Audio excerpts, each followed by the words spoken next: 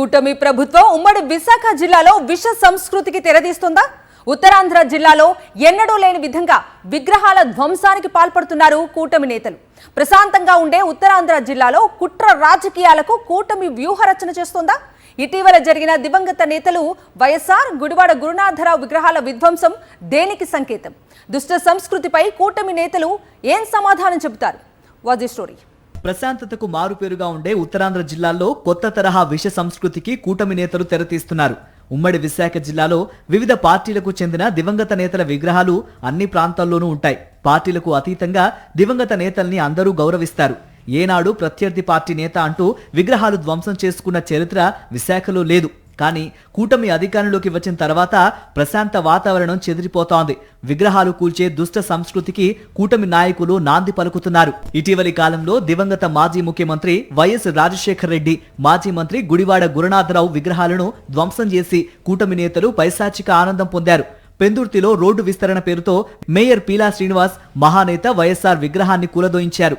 Road విస్తరణకు, కాలువల నిర్మాణానికి వైఎస్ఆర్ విగ్రహం వల్ల ఎలాంటి ఆటంకం లేకపోయినా రాజకీయ కక్షతో మేయర్ విగ్రహాన్ని పడగొట్టించారు. వైఎస్ఆర్ విగ్రహానికి కూతవేటు దూరంలో ఎన్టీఆర్ విగ్రహం ఉన్నా దాని జోలికి పోలేదు. వైఎస్ఆర్ విగ్రహం తొలగింపుపై వైఎస్ఆర్సీపీ నేతలు పెద్ద ఎత్తున ఆందోళన చేపట్టారు. విగ్రహాన్ని యథాస్థానంలో పెట్టాలని డిమాండ్ చేశారు. లేదంటే తామే అదే స్థానంలో భారీ విగ్రహాన్ని ఏర్పాటు చేస్తామని అధికారులను హెచ్చరించారు. వైఎస్ఆర్ గొప్ప నేత కనుకే పార్టీలకు అతీతంగా సేవలందించారని వైఎస్ఆర్సీపీ నేతలు గుర్తు చేస్తున్నారు. పేదల కోసం దేశంలో ఏ సీఎం చేయని విధంగా అనేక సంక్షేమ పథకాలను రూపొందించి అమలు చేశారని చెప్పారు. రాజశేఖర రెడ్డి గారు అంటే ఒక మాజీ ముఖ్యమంత్రే కాదు, ఆయన ఈ రాష్ట్రంలో ఒక రోల్ మోడల్ ముఖ్యమంత్రి. ఈ దేశంలోనే అటువంటి నాయకుల్లో ముఖ్యమంత్రుల్లో ఒకరు. ఆయన చేసినటువంటి అభివృద్ధి కానీ, సంక్షేమం కానీ ప్రజల గుండెల్లో నిలబడి ఉంది. ఇవాళ దేశంలో ఏదైనా ముఖ్యమంత్రులు ఉన్నారంటే రాజశేఖర రెడ్డి గారి పేరు వస్తుంది.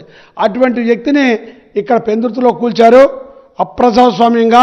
అనకాపల్లి జిల్లా తగరంపూడి గ్రామంలో మాజీ మంత్రి, కాపు ఉద్యమ నేత గుడివాడ గురునాథరావు విగ్రహాన్ని జనసేన నేతలు ధ్వంసం చేశారు.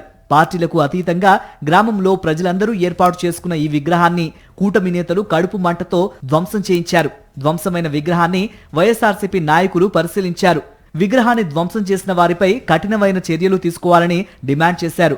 యథాస్థానంలో గురునాథరావు కొత్త విగ్రహాన్ని ఏర్పాటు చేయాలని కూడా డిమాండ్ చేశారు. మన జిల్లాలో చాలా మంది అజాత శత్రువులుగా ఒక తెన్నేటి విశ్వనాథ్ గారిని చూసాం, ఒక గుడివాడ గురునాథరావుని చూసాం, ఒక పివి రమణ గారిని చూసాం. ఇలాంటి నాయకత్వంలో ఉన్నటువంటి వాళ్ళు ఎప్పుడు కూడా ఇలాంటి దుర్మార్గమైనటువంటి కార్యక్రమాలు చేయలేదు. మీరెందుకు ఇలా చేస్తున్నారో ఇక్కడ దీని వెనకాల డైరెక్షన్ యాక్షన్ ఇస్తున్నటువంటి లోకేష్, అలాగే చంద్రబాబు, పవన్ కళ్యాణ్ కూడా మీరు కూడా దీనికి సమాధానం చెప్పాల్సిన అవసరం ఉంది. ఈ ప్రాంతంలో మునిపెన్నడూ లేనటువంటి ఇటువంటి సంస్కృతిని తీసుకొచ్చింది ఈ కూటమి ప్రభుత్వం.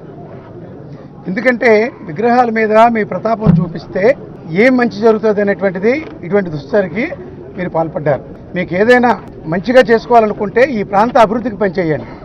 ఎన్నికల్లో ప్రజలకు ఇచ్చిన హామీలు నెరవేర్చడం చేతకాని కూటమి నేతలు ప్రజానాయకుల విగ్రహాలు ధ్వంసం చేస్తున్నారని ప్రజలు ఈసడించుకుంటున్నారు.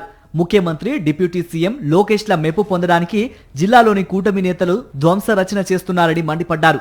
ధ్వంసం చేసిన ఇద్దరు నేతల విగ్రహాలను తిరిగి నెలకొల్పకపోతే పెద్ద ఎత్తున పోరాటం చేస్తామని వైఎస్ఆర్సీపీ హెచ్చరించింది.